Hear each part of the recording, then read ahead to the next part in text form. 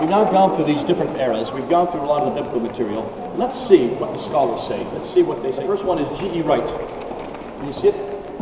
Oh, G.E. Wright. Yeah, I see. You have to look very carefully. This is what G.E. Wright states. He says, we shall probably never prove that Abraham really existed. But what we can prove is that his life and times, as reflected in the stories about him, fit perfectly within the early second millennium, but imperfectly within any later period. What's he talking about?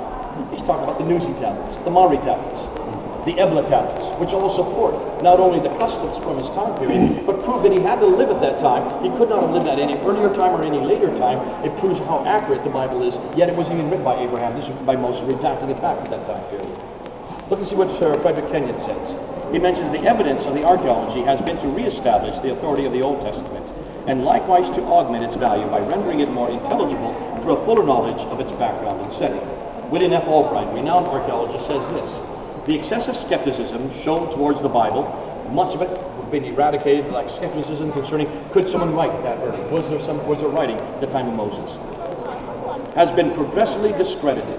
Discovery after about important historical schools in the 18th and 19th century, certain phases which still appear periodically, has been progressively discredited. Discovery after discovery has established the accuracy of innumerable details and has brought increased recognition to the value of the Bible as a source of history.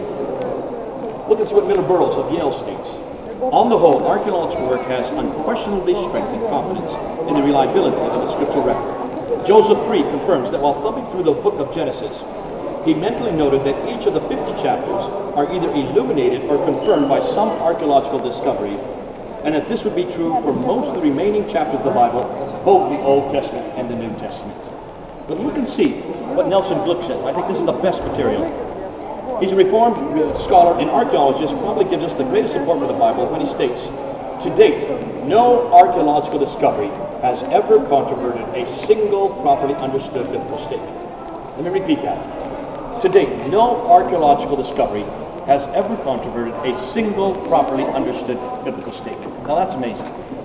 As much of the skepticism we've had in the 1800s, the 1900s, attacking the Bible, right, left, and center, from the time of Tübingen in the 1800s, right up through Europe, almost every one of those challenges have now been answered. And a lot of it is right here in the museum. They've just discovered this material in the last 200 years, much of it.